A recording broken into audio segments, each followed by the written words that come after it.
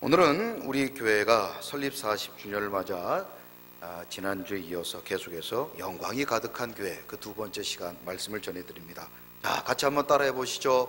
영광이 가득한 교회. 바로 우리 서광교회가 이런 제목처럼 영광이 가득한 교회가 되기를 주님의 이름으로 축원합니다. 우리 교회는 설립 40주년을 맞아 지난 40년의 감사, 그리고 앞으로 다가올 또 다른 40년을 미리 감사하고 있습니다. 봉산동에서 시작된 우리 교회가 이제 이곳 여서동에서 하나님의 영광을 위해 좋은 교회로, 그리고 건강한 교회, 빛과 소금이 되고 잃어버린 영혼들을 주께로 인도하는 전도하는 교회가 되었습니다. 얼마나 감사한 일입니까? 이 모든 것이 다 하나님의 은혜인 줄로 믿습니다. 하나님께서 복 주신 우리 교회가 앞으로도 하나님의 뜻을 이루어 드리고 또 하나님의 영광을 날마다 나타내고 자랑하는 교회가 되기 위해 사랑하는 서광의 성도님들이 지금처럼 헌신과 충성을 다해 주시기를 주님의 이름으로 부탁드립니다. 우리 옆에 분들에게 이렇게 한번 축복합니다. 우리 지금처럼 헌신과 충성합시다. 할렐루야. 저는 지난주에 교회는 이 땅의 그 어떤 곳보다 영광스러운 곳이라고 말씀을 드렸습니다. 그 첫 번째 이유가 바로 교회는 예수 그리스도의 몸이기 때문입니다. 자, 같이 따라해 보시죠. 교회는 예수 그리스도의 몸이기 때문입니다. 예수 그리스도의 몸이기 때문에 교회는 이 세상의 그 어떤 곳보다 영광스러운 곳입니다. 자, 에베소서 1장 23절 다 같이 한번 읽어보십니다. 시작. 교회는 그의 몸이니 만물 안에서 만물을 충만하게 하시는 이의 충만함이니라. 아멘. 자, 세상에서 가장 작은 교회라는 제목을 가지고 있는, 그런 이름을 가지고 있는 캐나다의 The Living Water Wayside Chapel이라는 작은 교회가 있습니다. 한 사람이 서 있는데 입구에 서 있는 모습을 보시면 대략 이 교회 규모가 어느 정도 되는지 아마 짐작이 되실 겁니다. 나야가라 폭포를 혹시 방문하시게 되면 바로 그 근처에 있기 때문에 꼭 한번 가보시기를 부탁을 드리는데요. 이 내부에도 보면 한 성도들이 많이 앉으면 한 7, 8명 정도 앉을 수 있습니다. 이 작은 교회는 실제로 주일날 예배를 드리고 있고 또 종종 결혼식도 하나님 앞에 드리고 있습니다. 아마 여기서 결혼을 하시는 분들은 하객 숫자는 아마 걱정을 안 해도 될 것 같아요. 이렇게 작은 교회임에도 불구하고 이곳에 과연 하나님의 영광이 없다, 누가 말할 수 있겠냐 하는 것이죠. 교회는 그 규모가 크든 작든 예수 그리스도의 몸된 곳이기 때문에 이 땅의 그 어떤 곳보다 영광스러운 곳인 줄로 믿습니다. 그러므로 예수 그리스도의 몸된 교회를 세우고 부흥케 하나 되게 하는 일에 언제나 최선을 다하시는 우리 모든 서광의 성도님들이 되시기를 주님의 이름으로 축원드립니다. 우리에겐 소원이 하나 있네. 주님 다시 오실 그날까지 우리 가슴에 새긴 주의 십자가 살아 나의 교회를 사랑케 하네. 주의 교회를 향한 우리 마음, 주의 교회를 향한 우리 마음, 희생과 포기와 가난과 고난, 하물며 죽음조차 우릴 막을 수 없네. 우리 교회는 이 땅에 임하. 아멘. 교회를 교회되게, 예배 예배되게 우릴 사용하소서. 진정한 부흥의 날 오늘 임하도록 우릴 사용하소서. 교회를 교회되게, 교회를 교회되게, 예배 예배되게 우릴 사용하소서. 진정한 부흥의 날 오늘 임하도록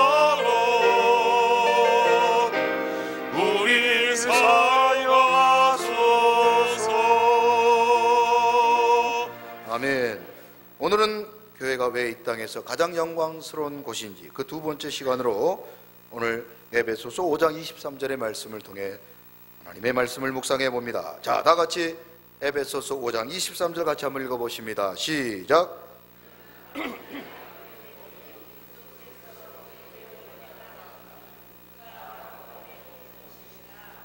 아멘. 왜 교회가 영광스러운 곳입니까? 교회는 예수 그리스도가 머리가 되시기 때문입니다. 교회는 예수 그리스도가 머리가 되시는 곳입니다. 시작. 머리가 되신다는 말은 다스리신다, 통치하신다 이런 뜻입니다. 에베소서 5장은 성도들이 이 땅 가운데서 어떻게 살아가야 될 것인가, 우리 믿음의 성도님들이 이 땅 가운데 어떻게 살아가야 될 것인지를 에베소서 5장은 설명하고 있으면서 그 중에 오늘 5장 23절의 경우는 가정 안에서, 그것도 아내들이 남편을 어떻게 대하며 또 어떤 마음의 자세를 가져야 되는가라는 말씀을 하고 있습니다. 그러면서 남편과 아내의 관계를 소개할 때 예수님과 교회의 관계를 소개하고 있습니다. 교회가 예수님께 복종하듯 우리 모든 교회 또 모든 성도님들이 예수님의 말씀에 순종하고 복종하듯 아내들도 남편에게 복종해야 한다, 이렇게 말씀하고 있는 것이죠. 여기서 아마 대부분의 여성들은 요즘 세상이 어떤 세상인데 아내가 남편이 아내의 머리냐 이렇게 생각하는 분들이, 여러분들의 표정을 보니까 그런 것 같아요. 그런데 말이죠, 아마 이런 가르침이 오늘날 인기가 없고 우리의 마음속에 그렇게 감동을 주지 못하는 여러 가지 이유 중에 하나가, 우리의 마음과 우리의 생각을 한번 성경에 비추어 보면서 과연 우리의 생각이 정당한가 한번 생각해 볼 필요가 있다는 것이죠.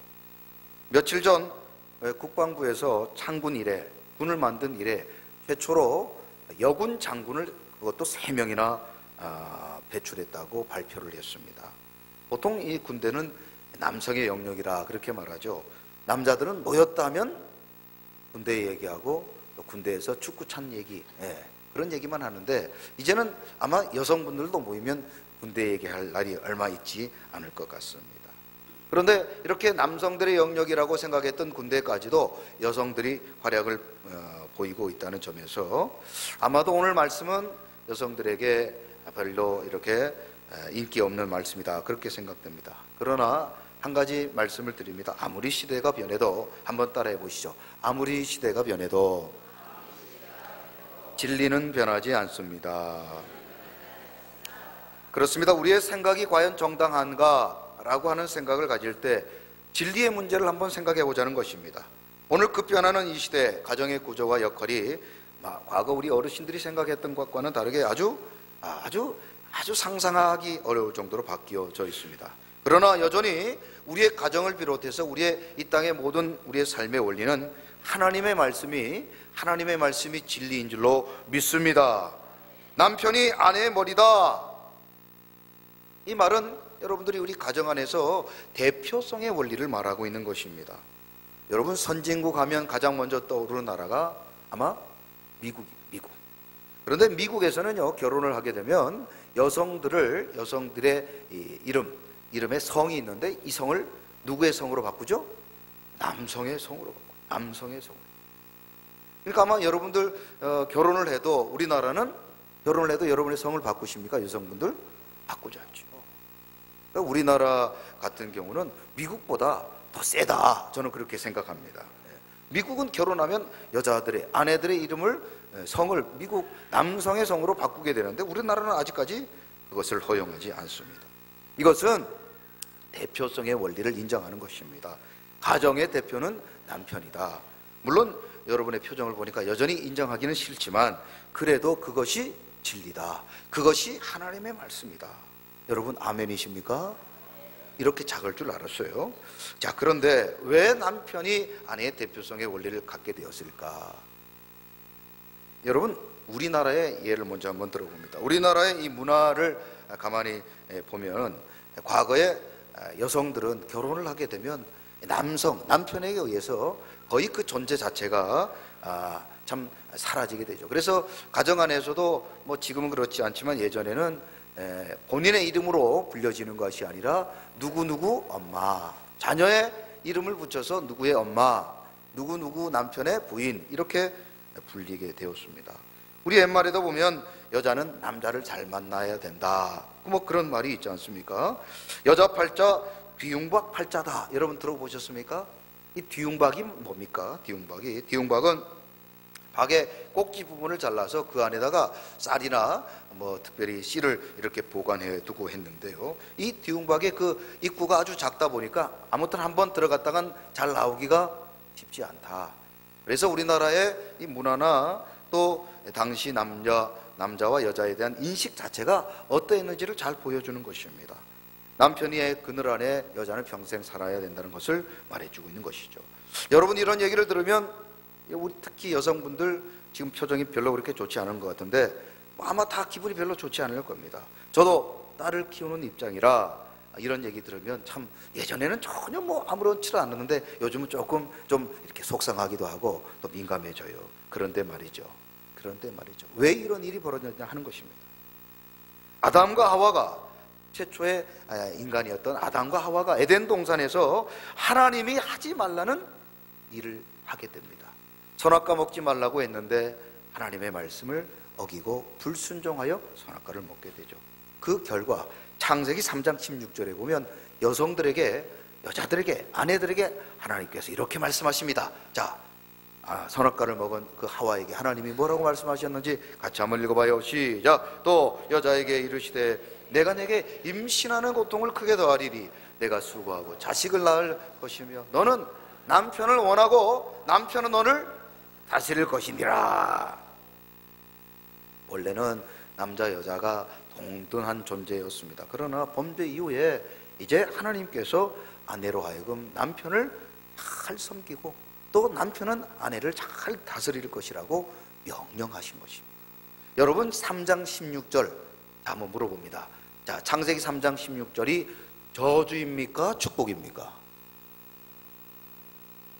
뭘 그렇게 생각을 해요? 저주입니까? 축복입니까? 축복입니다. 축복이에요. 하나님은 우리에게 저주하시는 분이 아니십니다. 비록 아담과 하와가 범죄하였지만 이들에게 최선의 것을, 최상의 것을 주신 것입니다. 하나님께서 비록 불순종하고 죄를 지었던 아담과 하와지만 이들에게 지금 창세기 3장 16절이 저주라고 생각하니까 남편에게 복종하는 것이 저주다, 불합리하다, 그렇게 생각하는 것입니다. 그러나 오늘 이 창세기 3장 16절은 우리의 남편에게 아내가 복종할 때 그 가정이 복된 가정이 되고 그 가정이 축복의 명문 가문 된다는 사실을 믿으시기를 주님의 이름으로 축원합니다. 이것이 하나님의 뜻이라니까요. 이병만 집사님만 아멘할 게 아니라 여기 앉아 계신 여러분들도 아멘하시기 바랍니다. 중요한 것은 하나님의 말씀에 불순종했기 때문에 에덴 동산에서 쫓겨났고 이제 창세기 3장 16절 이 말씀을 저주라 여기지 마시고 이 말씀을 내게 주신 말씀이라 생각하시고 아멘하여 아내들이여 남편에게 복종할 때 하나님께서 그 가정에게 복을 주실 줄로 믿습니다. 물론 남편들이요 참 복종하고 순종할 만큼 훌륭한 남편이 아님에도 불구하고 말이죠. 아님에도 불구하고 하나님의 말씀에 순종할 때 하나님께서는 그 가정에 복을 주십니다. 존경할 만한 남편이기 때문에 존경하고 순종하는 것이 아니라 그렇지 아니하다 할지라도 하나님의 말씀이기에 순종할 때 하나님께서는 그런 아내를 통해서 그 가정을 하나님께서 복의 복을 더하여 주실 줄로 믿습니다. 그러므로 아내가 남편에게 복종하는 것이 죄의 결과가 아니고 이제 불순종으로 말미암아 에덴 동산에서 쫓겨났지만 이제는 아내가 남편에게 순종할 때 그 가정을 하나님이 복 주시겠다고 약속하신 또 다른 축복의 약속이라는 사실입니다. 그러므로 아무쪼록 우리 서광의 모든 성도님들, 특별히 아내들이시여 남편에게 복종하여 여러분의 가정이 복을 받으시고 여러분의 후손들이 복을 받는 축복의 통로가 다 되시기를 주님의 이름으로 축복합니다. 옆에 분들에게 이렇게 한번 축복합니다. 말씀에 순종하면 형통합니다. 할렐루야. 자, 그런데 아주 특이하게도 이렇게 남편과 아내와 남편의 이야기를 하면서 에베소서 5장은 이 관계를 설명함에 있어서 교회와 예수님과 교회의 관계를 들어 설명하고 있다는 것입니다. 아내가 남편에게 복종해야 하듯이 이제 교회가 우리의 머리 대신, 교회의 머리 대신 예수님께 복종해야 할 것을 말씀하고 있습니다. 왜냐하면 교회의 머리가 바로 예수 그리스도이기 때문인 것입니다. 예수님이 다스리는 교회, 예수님이 주인이 되시는 교회, 예수님의 말씀에 순종하는 교회가 바로 이 땅에서 가장 아름다운 교회요, 좋은 교회요, 영광스러운 교회인 줄로 믿으시기 바랍니다. 교회는 본질적인 면에서는 예수님의 몸이며 조직적인 면에서는 예수님의 머리가 되십니다. 시작. 조금만 어려우면 그냥. 자, 교회는 본질적인 면에서는 예수님의 몸이시며 조직적인 면에서는 예수님의 머리이십니다. 시작.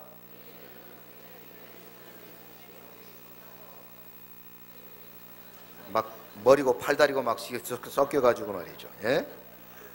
본질적인 면에서는 예수님의 몸이며 조직, 우리 몸의 신체 기관을 굳이 나눠보자면 예수님은 우리의 뭐가 되신다고요?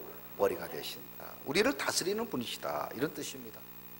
제가 예전에 부목사로 섬겼던 한 교회에서 은퇴하신 장로님께서 제게 그런 얘기를 한번 하신 적이 있어요. 사석에서 앞으로 목사님, 담임 목사님이 되시면은, 장임 목사님이 되면은 절대로 성도들 앞에서 내가 잘못했습니다, 제가 실수했습니다, 그런 얘기는 절대로 하지 말라고 하시더라고요.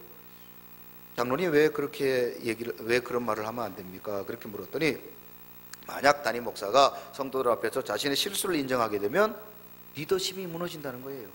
리더십이 무너지게 된다. 여러분 어떻게 생각합니까? 우리 자녀들에게 부모들이 내가 잘못했다, 그러면 우리 부모의 권위와 리더십이 무너질까요? 대통령이 국민들을 대상으로 국민들 앞에서 제가 이번에 참 인사정책 잘못했습니다, 여러분 경제를 잘못했습니다, 여러분 용서해 주십시오, 잘못했습니다 하면 대통령의 권위가 무너지고 리더십이 무너질까요? 저는 그렇게 생각하지 않습니다. 저는 도리어 정반대라고 생각합니다. 아무리 담임 목사라도 틀릴 수가 있어요. 틀릴 수가 있죠. 잘못 판단할 수 있습니다. 아무리 하나님 앞에 기도하고 또 하나님 앞에 지혜를 구한다 할지라도 저도 틀릴 수 있어요. 저도 틀릴 수 있습니다. 사람은 누구나 다 실수할 수 있습니다. 자, 옆에 분들에게 한번 축복해 봅니다. 어떻게 그렇게 실수를 잘하게 생기셨습니까? 우리는 다 실수할 수밖에 없는 연약한 인생들입니다. 실수하지 않는 사람 아무도 없습니다. 담임 목사도 틀릴 수 있어요. 그러므로 담임 목사도 자신의 잘못을 인정하는 그런 용기를 가질 때 저는 도리어 그 리더십이 세워지고 그 공동체는 건강한 공동체가 되리라 믿습니다.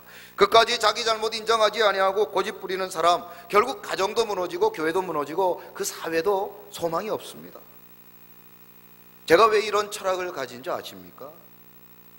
바로 예수 그리스도께서 교회의 머리시기 때문이십니다. 교회의 머리는 담임 목사나 일부 어떤 사람들이 아니라 예수 그리스도인 줄로 믿으시기 바랍니다. 고린도전서 11장 3절 한번 읽어봅니다. 시작. 그러나 나는 너희가 알기를 원하노니 각 남자의 머리는 그리스도요 여자의 머리는 남자요 그리스도의 머리는 하나님이시더라. 이 교회에 총회 헌법이 있습니다. 우리가 교회가 운영되기 위해서는 총회 헌법이 있고 노예법이 있고 또 교회 안에는 교회 정관, 규칙이라는 게 다 있습니다. 그런데 가장 상위 법이라고 하는 총회법에 보면 교회 대표는 담임 목사로 돼 있어요. 그래서 우리 교회도 우리는 비영리단체입니다. 종교단체가 비영리단체로 사업자 등록증에 보면 교회 대표가 제 이름이 들어가 있어요. 그러나 교회의 머리는, 교회를 다스리고 통치하시는 분은 예수님인 줄로 믿으시기 바랍니다. 예수님이 다스리시고 예수님이 통치하는 교회가 되는 것입니다. 담임 목사가 바뀌면 그 대표자 이름은 바뀔 수가 있는 거예요. 그러나 교회가 40년이 되고 400년이 되어도 주님 오실 때까지 교회의 머리는 오직 예수 그리스도 외에는 절대 그 어떤 자도 그 이름에 올라가서는 안 된다는 사실을 믿으시기 바랍니다. 언제나 우리 교회는 그래서 예수님의 머리 되심을 인정하고 예수님의 통치에 순종하고 예수님의 말씀에 순종하는 교회, 우리 성도님들이 되어야 될 줄로 믿습니다. 그래서 우리 교회는요, 다 같이 한번 따라해봐요. 아멘하는 교회. 그렇습니다. 우리 교회는 아멘하는 교회가 되어야 됩니다. 언제나 말씀 앞에 아멘하는 교회가 되어서 하나님의 영광이 되고 기쁨이 되고 예수님이 다스리고 통치하는 교회로 그렇게 자랑되어지고 소개되어지는 그런 아름다운 우리 교회 되기를 주님의 이름으로 축복합니다. 대학에 가면은 신입생 때 막 동아리를 소개를 하는데 거기에 보면 기독교 동아리들이 아마 많이들 있습니다. 그 중에서 가장 보편적이고 가장 건강한 대학 기독 동아리 가운데 CCC라는 게 있어요. 아마 우리 성도님들 가운데도 이 CCC 출신들이 있으신데, 이 CCC 한국 대학 선교회 설립자이신 고 김준곤 목사님, 참 제가 개인적으로 참 존경하고 또 이분의 설교와 또 책들을 많이 이렇게 제 사역에 적용하고 있는데요, 이 목사님께서는 특별히 살아생전 나라와 민족을 위해 기도하시고 또 나라와 민족을 특별히 사랑하셨던 목사님이십니다. 그런데 이 목사님께서 평소하셨던 나라와 민족을 위한 기도문이 있는데 이 시간 여러분들에게 잠깐 소개해드리고자 합니다. 어머니처럼 하나밖에 없는 내 조국, 어디를 찔러도 내 몸같이 아픈 조국, 이 민족 마을마다 가정마다 교회마다 사회 구석구석 금수강산 자연 환경에도 하나님의 나라가 임하시게 하시고 뜻이 하늘에서처럼 이 땅에서 이루어지게 하옵소서. 이 땅에 태어나는 어린이마다 어머니의 신앙의 탯줄, 기도의 젖줄, 말씀의 핏줄에서 자라게 하시고 집집마다 이 집의 주인은 예수님이시라고 고백하게 하시고 기업주들은 이 회사의 사장은 예수님이시고 나는 관리인이라고 고백하는 민족이 되게 하소서. 그렇습니다. 우리 교회도 예수 그리스도께서 사장이시고 예수 그리스도께서 통치하시고 예수 그리스도께서 머리가 되시며 우리는 예수님을 따라 순종하는 귀한 사명자라는 사실을 잊지 않으시기를 주님의 이름으로 부탁드립니다. 이제 우리 교회가 설립 40주년을 맞았습니다. 지금까지 우리 교회의 머리 되신 예수 그리스도께 순종하여 우리는 지금까지 이런 하늘의 복과 땅의 복을 받은 줄로 믿습니다. 우리 교회가 세상의 그 어떤 것보다 영광스러운 이유는 바로 예수 그리스도께서 우리 교회의 머리가 되어 주셨기 때문입니다. 그러므로 앞으로도 우리 모든 성도님들은 예수 그리스도의 머리 되심을 인정하시며 날마다 예수님이 다스리는 교회, 그리고 예수님이 주인이 되는 교회가 되도록 우리 모두가 힘써 주시기를 주님의 이름으로 축원드립니다.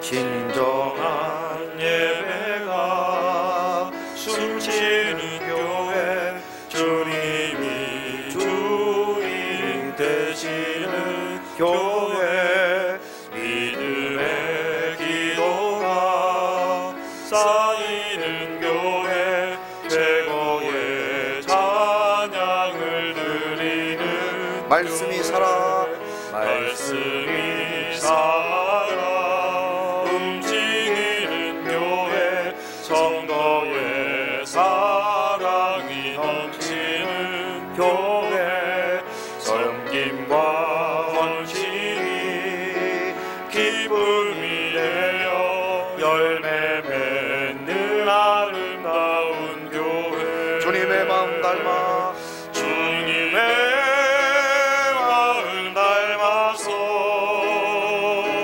이웃을 사랑하는 교회,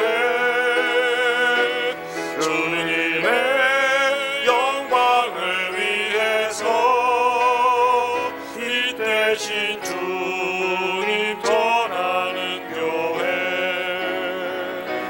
사랑의 불꽃이 활짝 피어나 날마다 사랑에 빠지는 교회, 주께서 사랑하는 우리 교회가 이런 교회 되게 다시 한번 찬양합니다. 진정한 예배가 진정한 예배가 숨 교회 주님이 주인 되시는 교회 믿음의 기도가 쌓이는 교회 최고의 찬양을 드리는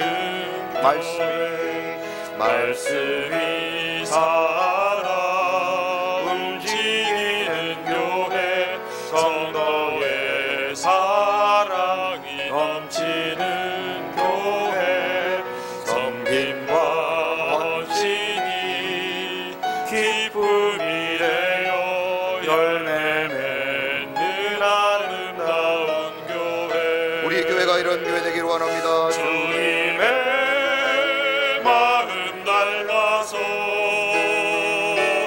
이웃을 사랑하는 교회 주님의 영광을 위해서 빛 대신 주님 전하는 교회 사랑의 불꽃이 사랑의 불꽃이 활짝 피어나 날마다 사랑에 빠지는 교회 주께서 사랑하는 우리 교회가 이런 교회 되게 하소서 이런 교회 되게 하소서 서광교회 되게 하소서 서방교회 되게 하소서 하나님 아버지, 우리 교회는 예수님이 머리이신 줄로 믿습니다. 예수님이 다스리고 통치하시는 교회, 예수님의 말씀이라면 언제나 아멘하는 교회 되게 하여 주옵소서. 예수 그리스도의 이름으로 축복하며 기도드리옵나이다. 아멘.